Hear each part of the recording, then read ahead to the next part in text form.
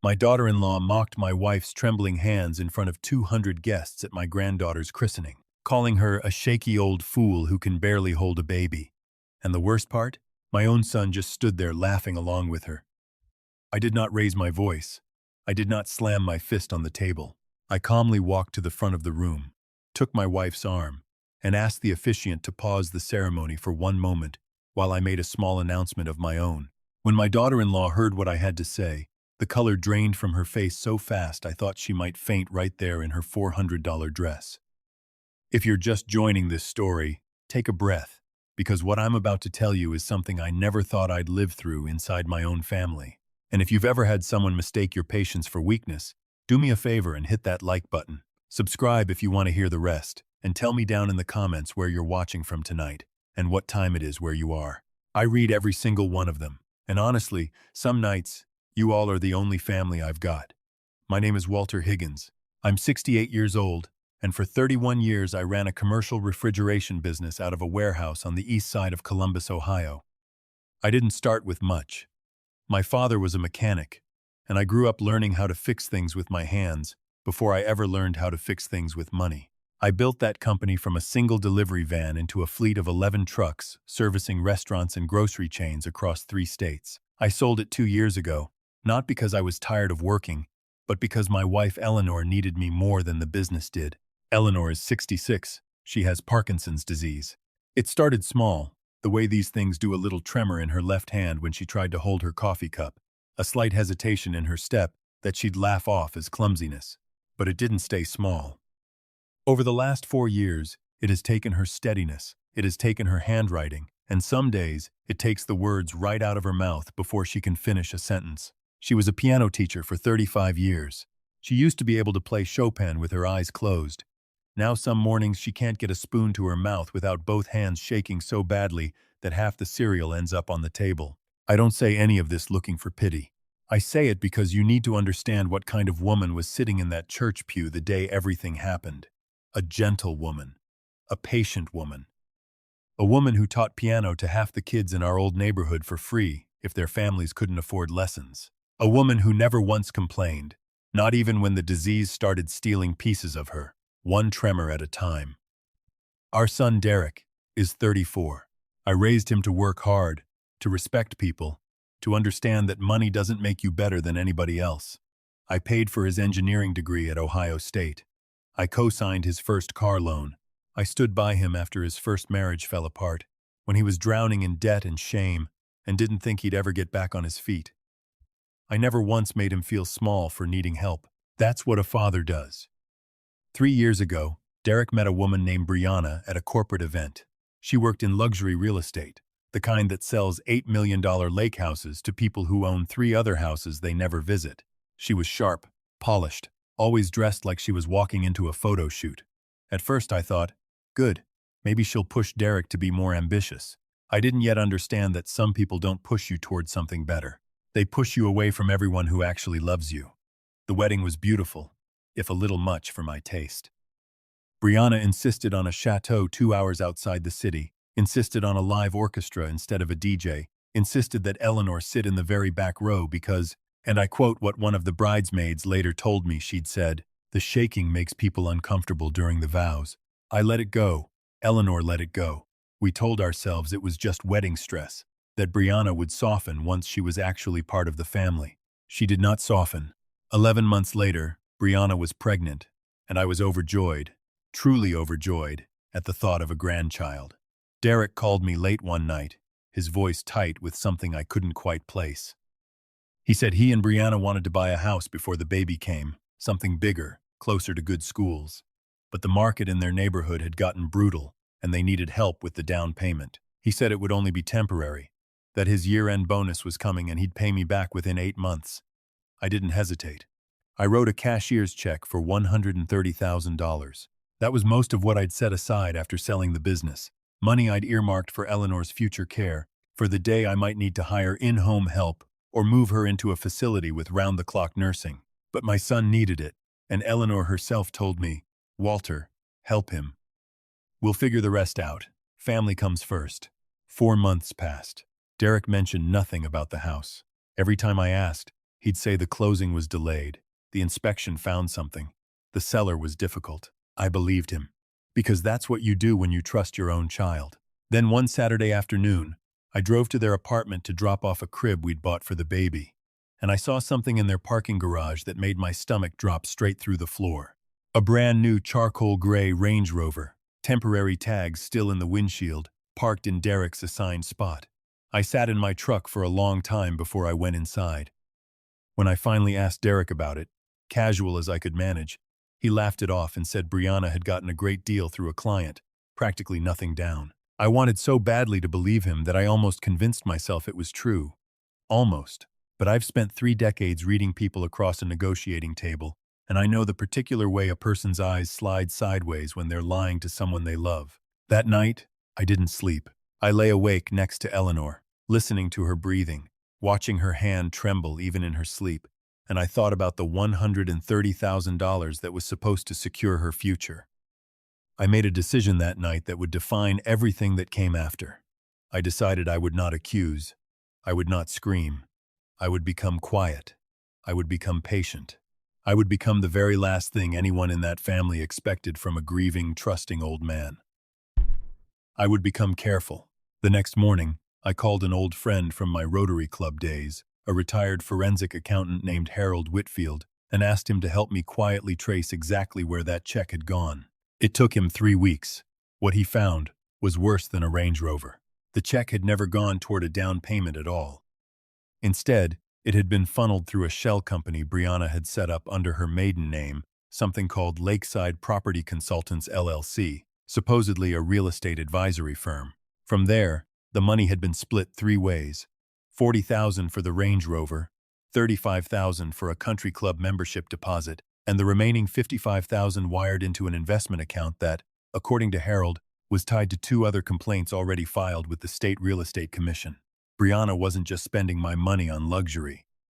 She was using my son's name and my money to prop up a small, quietly collapsing fraud scheme involving inflated property appraisals for at least 4 other clients. I sat in Harold's office with the papers spread across his desk, and for the first time since Eleanor's diagnosis, I felt something colder than grief. I felt clarity.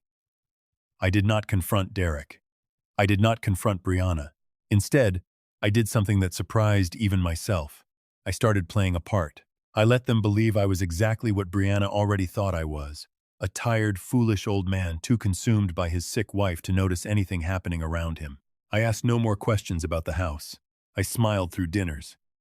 I even, God forgive me, complimented Brianna's new Range Rover, told her it suited her, watched her preen with pride while my own wife sat beside me struggling to hold a fork steady. Over the following months, I documented everything. I kept copies of every text Derek sent me about the house closing. I obtained bank records through Harold's contacts, all legally, all through channels an attorney later confirmed were solid. I found out Brianna had done this once before, in a different state, under a slightly different company name, before she'd moved to Ohio and reinvented herself as a rising star in luxury real estate. There was a woman in Michigan, a widow named Carol Ann Bishop, who had lost nearly $90,000 to Brianna 3 years earlier and had never been able to afford a lawyer to pursue it. I quietly hired a real attorney of my own, a sharp litigator named Diane Castellano who specializes in elder financial fraud and had prosecuted cases just like this one for the state before going into private practice. Diane explained that if we moved carefully, we could not only recover what Brianna had stolen from me, but potentially hand the state enough evidence to bring criminal fraud charges that would also help women like Carol Ann finally get justice. But timing mattered enormously. If we moved too soon, Brianna would simply liquidate what remained and disappear into another identity in another state, the way it seemed she'd already done once before. So I waited. I smiled at family dinners. I let Brianna call Eleanor sweet but exhausting within earshot of half the family, biting down so hard on my own tongue some nights that I tasted blood. I watched my son slowly transform from a man who used to call me every Sunday just to talk, into someone who canceled visits at the last minute because Brianna had a showing or needed him for a client dinner. I watched him grow embarrassed of his own mother's tremors in restaurants, asking her to eat with her left hand steadied by her right so she wouldn't make a scene.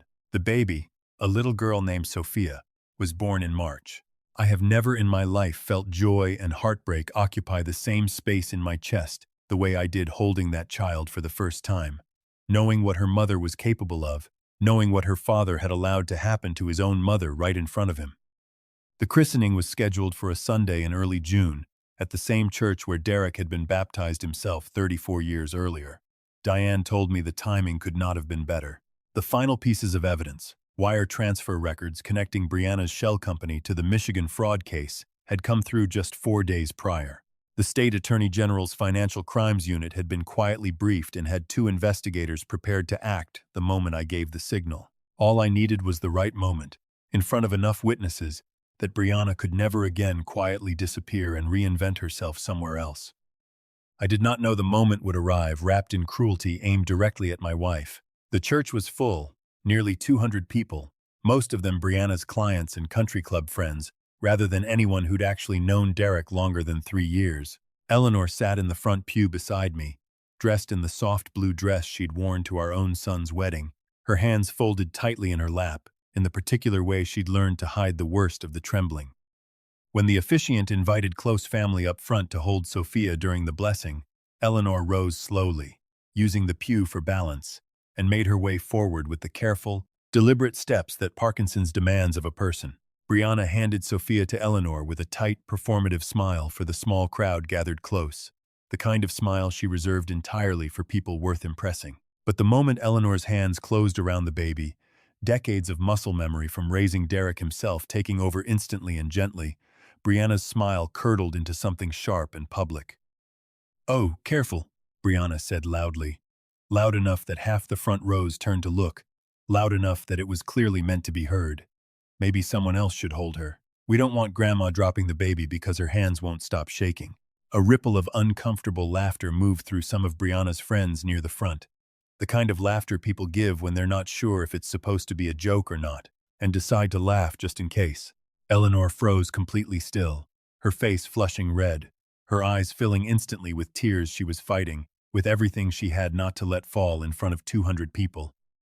Her hands, already trembling from the disease, began shaking harder from the humiliation itself, which anyone who knows Parkinson's will tell you is exactly how stress works on an already damaged nervous system.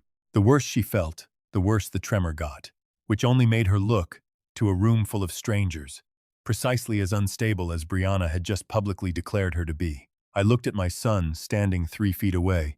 I watched him glance nervously between his wife and his mother, and I watched him do something I will never fully forgive, even now. He let out a short, uncomfortable laugh of his own, the kind of laugh a coward gives when he's more afraid of his wife's temper than he is loyal to his own mother's dignity. He did not step forward. He did not take the baby from Brianna's hands to hand to his mother more gently. He did not say a single word in Eleanor's defense. He simply stood there and let it happen, the same way he'd been letting small cruelties happen for 2 years, one dinner at a time. Until this, the ugliest one yet, happened in front of the entire congregation. Something in me went very still and very quiet in that moment, the same stillness I imagine a surgeon feels right before the first incision. I did not raise my voice. I did not create a scene the way Brianna clearly expected, the way she'd built her entire strategy around expecting, because a public tantrum from a distraught old man would only make me look unstable too, would only give her friends something to whisper about on the drive home. I walked forward instead, slow and deliberate, and gently took Sophia from Eleanor's shaking arms myself, cradling my granddaughter against my chest with the same steady hands I'd used to run a business for 3 decades. I bent down and kissed the top of Eleanor's head softly, and I whispered to her that everything was about to be all right, that she never had to sit through another moment like this again for the rest of her life. Then I turned to the officiant, an older priest named Father Dominic who had known our family for years, and I asked, calmly and clearly enough for the front rows to hear, if I could have 30 seconds to say something before we continued with the blessing.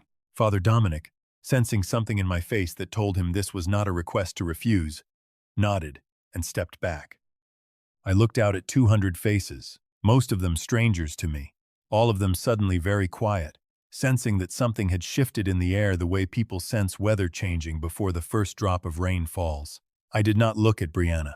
I looked instead at the small crowd of Derek's actual family, his aunts and uncles and cousins scattered through the pews, People who had known Eleanor for 30 years before Brianna ever walked into a single family gathering. I told them that 31 years ago, I built a company from a single delivery van because I believed that if you worked honestly and treated people with basic decency, good things eventually followed.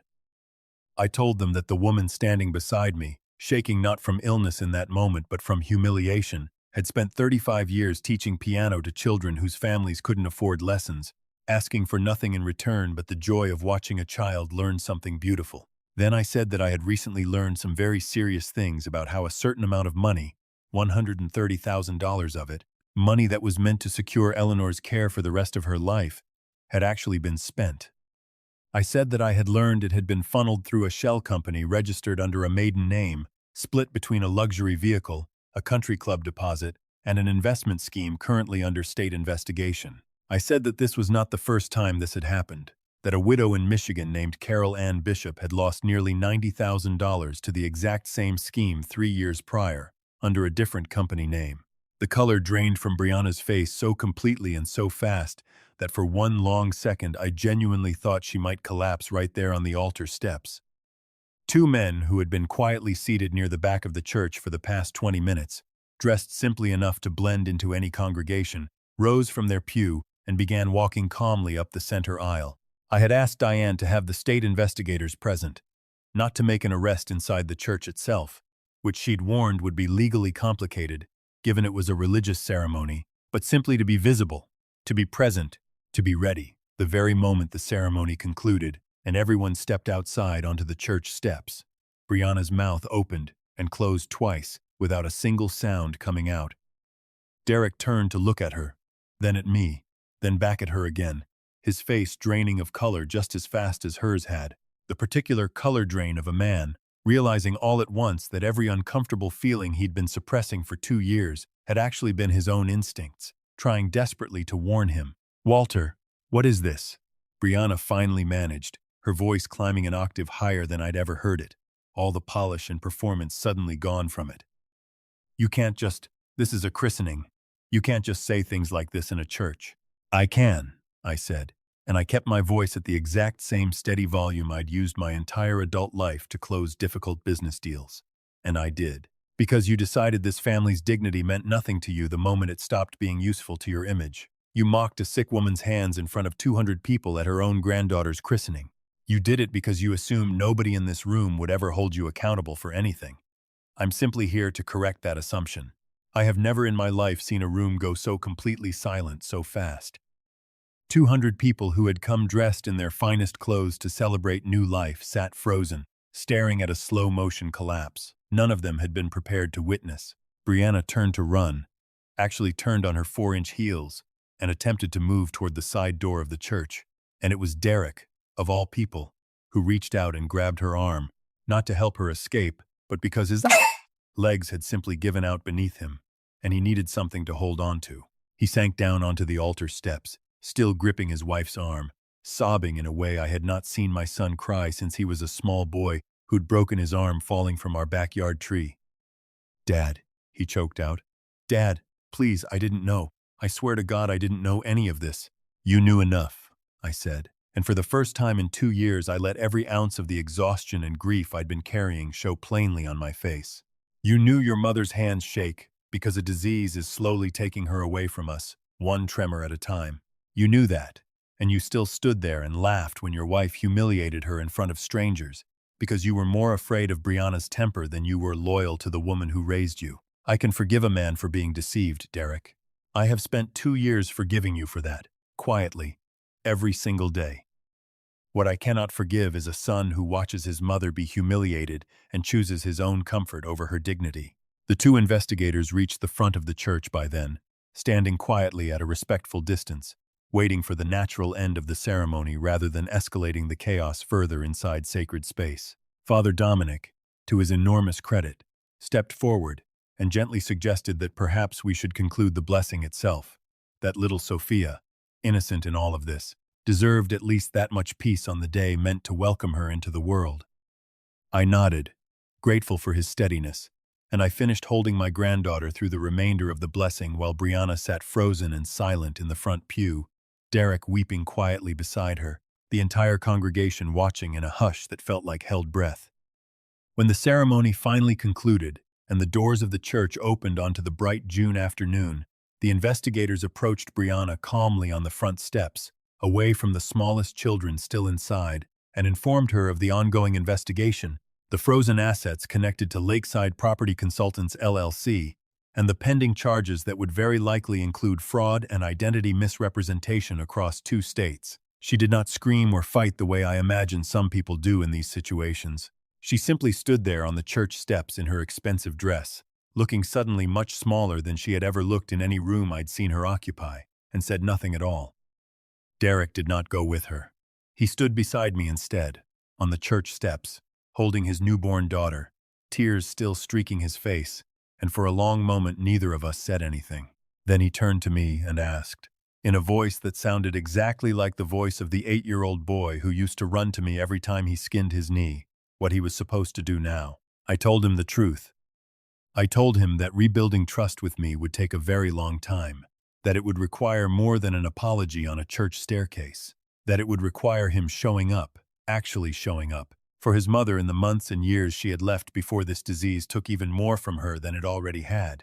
I told him that Sophia deserved a father who understood that loyalty to family means something even when it's inconvenient, even when the person you love is behaving badly, even when speaking up costs you something. 6 months have passed since that Sunday. Derek has been in family counseling, and separately, I've watched him drive Eleanor to 3 of her physical therapy appointments himself, sitting quietly in the waiting room the entire time, something he never once did in the 2 years he was married to Brianna. Eleanor's tremors have not gotten better.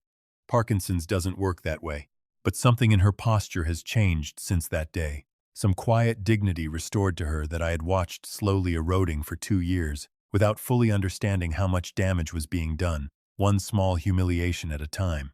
Carol Ann Bishop, the widow from Michigan, called me 3 weeks ago to thank me personally. The state's case against Brianna, now facing charges in 2 jurisdictions, had used the evidence Diane and Harold helped me gather as a central piece, connecting both fraud schemes together.